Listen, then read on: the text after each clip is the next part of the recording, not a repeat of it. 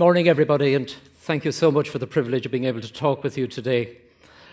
When I was preparing this presentation, I was going through one of my old family photo albums, and I found this picture of my kids from about 10 years ago. Now, I'm not showing it just because it's a cute picture. I'm showing it because it began to set the whole theme for my talk today, because I began to think just how much things have changed in the last 10 years. My two kids have evolved into an entirely alien species called teenagers.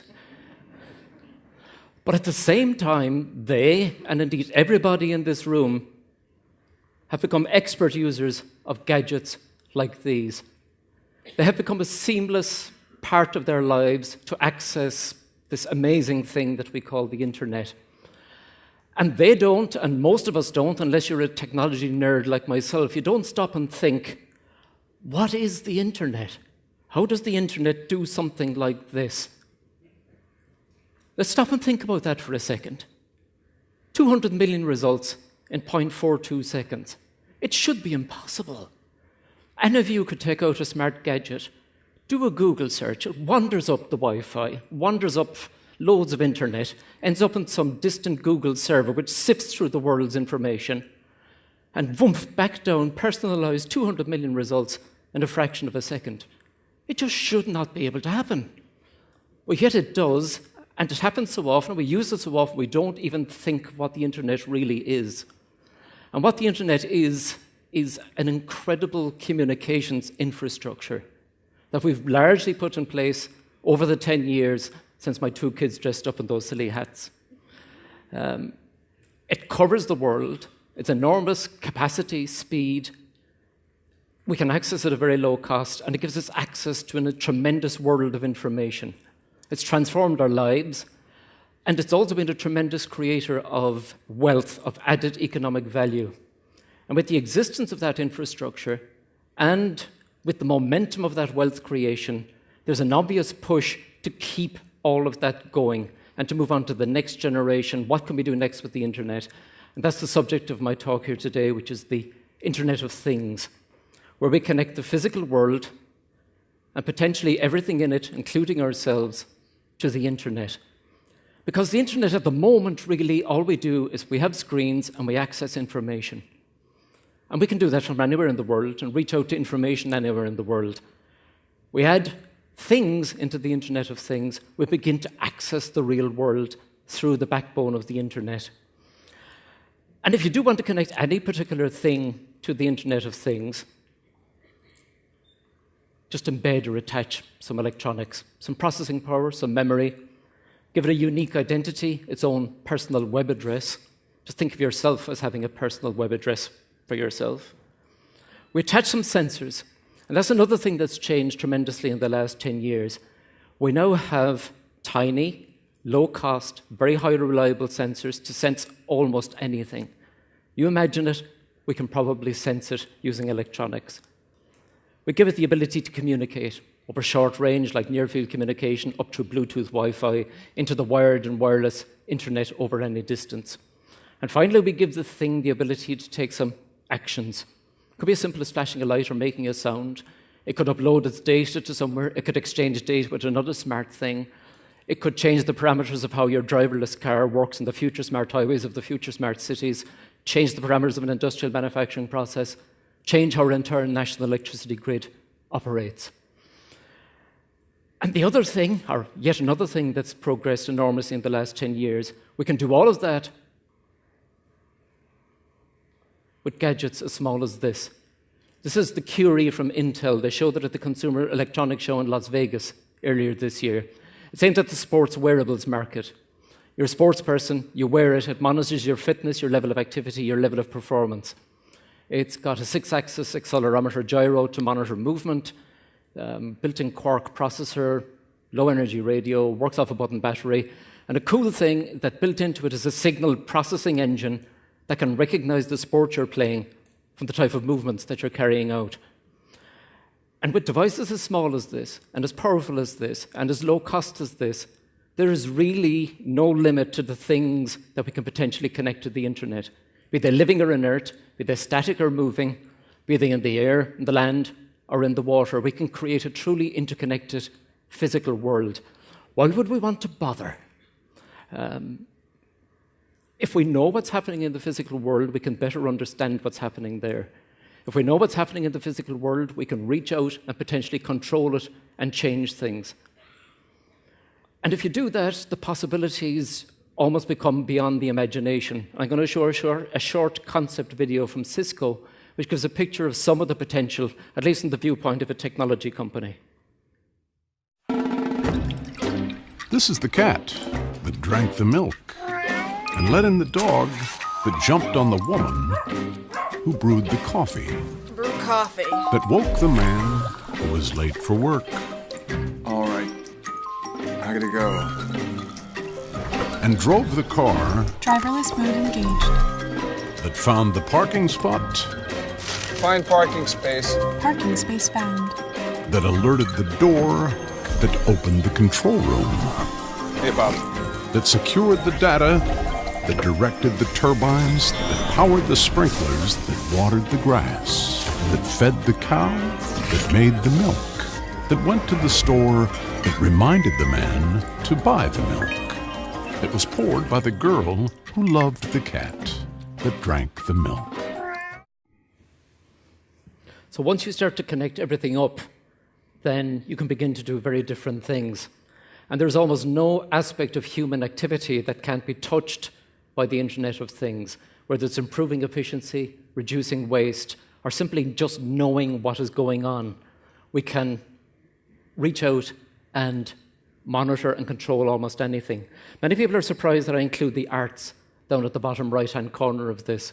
And as an example, probably in the ultimate irony for a middle-aged male engineer, I was recently interviewed by a graduate student at the London College of Fashion. And she was interested in how smart wearables, embedding electronics in your clothing, could be used to express yourself in different ways through fashion. And also how that smart clothing could be used as an interface to the emerging Internet of Things world. It was a fascinating discussion. And there's a huge amount of hype about the Internet of Things. It's at the peak of what's called the hype cycle at the moment. And some of that hype cycle is generated by the possible applications and services that could be built on the Internet of Things. Possibly even more of the hype is generated by the potential economic value, because there's gold in them there Internet of Things hills. Just from the sheer projected scale of it alone, there's an estimated 3 billion Internet users in the world at the moment. There are already 10 billion things connected to the Internet because the IoT is already coming into existence. And the projections within 5 to 10 years is that will reach between 50 and 100 billion things. And in sheer technology sales alone, that's an enormous amount of added value. But the real value from the Internet of Things will come from the data it will generate, because for more than anything else, the Internet of Things is about generating lots and lots and lots of data. And if we can analyze that data and extract meaning and understanding from it, then services can be built on top of that data. So the sale of data analysis services and the development of the services based on the data analysis will be the largest form of wealth generation through the Internet of Things. But if you were to look at the Internet of Things or listen to any commentary on the Internet of Things, you'd be forgiven to thinking that if it was a movie, this would be the poster that would be used to advertise it. Bad guys will reach out into your smart interconnect-connected pacemaker and give you a heart attack. Bad guys will be able to know when you're not in your smart home so they can break in and steal it. Bad guys can hijack your smart driverless car while you're driving it and kidnap you. Bad guys will be able to reach out from the far side of the world and drag down our entire national electricity grid. And if the bad guys weren't enough, then our own governments will use the Internet of Things to spy on our every little action of every single minute of every single day of our lives. And there is some validity in that. But me, I'm more of a Sound of Music type of guy when it comes to movies. I like to think of happy outcomes. And I think there are solutions visible to a lot of the problems that could potentially plague the Internet of Things. And for the remainder of this talk, I'd like to concentrate on 4 things that I think could be truly transformative, that could genuinely improve lives and society. One of Socrates' basic principles was know yourself. And the Internet of Things will give us the ability to know ourselves at a level of detail which is almost unprecedented. To take an example, let's say I go to my doctor every 3 years or so to have a full medical checkup. The doctor will take an ECG of my heart. The last data point was from 3 years ago. If I was wearing an internet-connected cardiac monitor, www.johnbarrettsheart.ie, then my heart data could be collected continuously, analysed, and any problems highlighted. And you can get these devices already. But let's take it a few steps further. In addition to that cardiac data, what if I was wearing an Intel Curie? It could monitor my level of physical activity. My diet could be tracked because what I purchase and eat can be tracked under the Internet of Things. I could monitor my personal stress because we have sensors for that now as well. Stress, diet, exercise, the three things that are the major influencers on my cardiac health. So I get a picture of how my lifestyle impacts my cardiac health. We have sensors emerging for virtually every medical function in our bodies. We could monitor almost anything we want. So it could potentially change the management of my personal health, but extend that out to everybody in this room, extend that out to everybody in Norway, and you have the potential to change the way that health is managed. And if we can democratize that technology in the same way that mobile phones have become democratized and available to everybody, then potentially you could transform the health management of a large portion of the planet. A huge technical challenge, a huge data analysis challenge, but one worth pursuing.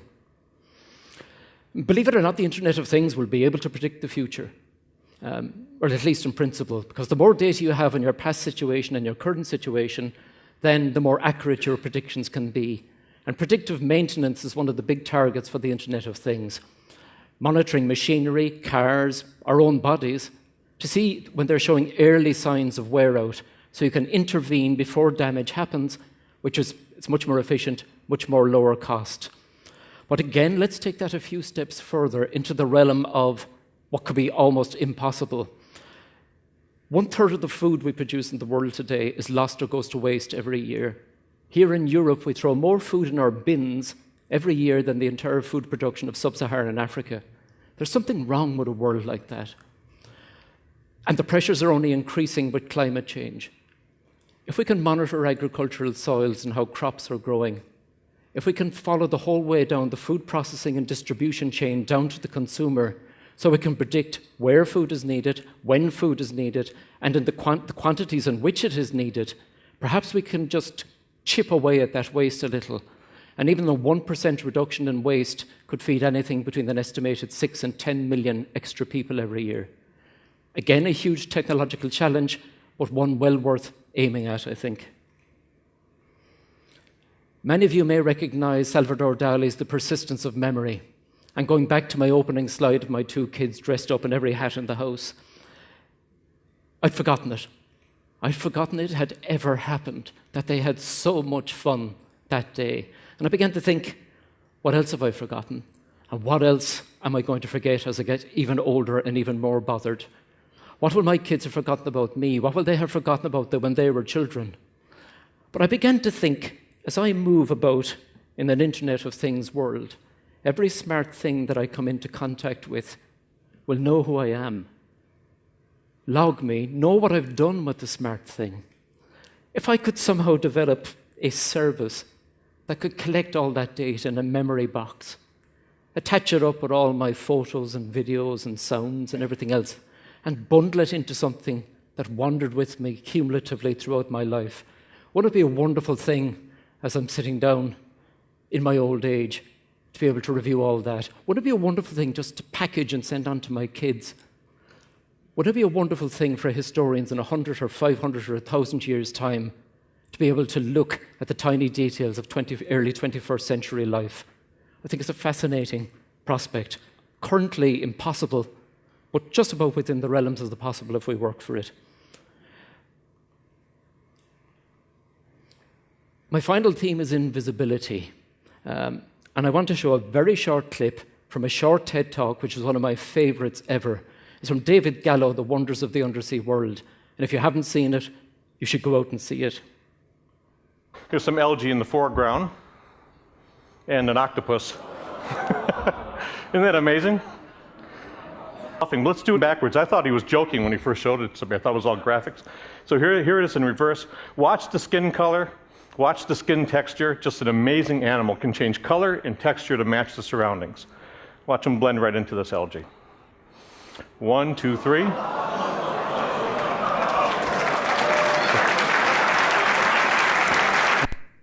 I could watch it over and over and over again. Why am I showing it? I'm showing it because I think one of the big things we're going to see over the next 10, 20, 30 years is that technology is going to become invisible. No longer will we rely on screens and to be able to interact with the internet. Technology will blend into the smart background of all the things around us. And we won't interact with it through screens. We'll interact with it naturally as we move around. We'll interact with it in a multimodal, multi-sensory way. And with parallel evolutions in artificial intelligence, we're going to see technology that will be adaptive and I hope truly supportive and not intrusive in our lives, as so many smart gadgets tend to be. Technology that will recognize what our needs are and be supportive. But sometimes I'm a technologist, and I've been a technologist for 30-odd years now. But sometimes I just despair when I see the huge hype. Look, here's the next generation of smartphone. Get hugely excited. The screen is 0.2 millimeters bigger. Here's another gadget for your already gadget-saturated life. I just don't see the point of technology for technology's sake, technology simply for generating more profit for the technology companies. I'd like to think for my children's generation and grandchildren, if they turn up, that we will have a technological world that will truly benefit everyone and that it will truly work to give us genuine benefits and genuine improvements, and not just for us, the technologically rich, but for everybody who needs the support of that technology. Thank you very much.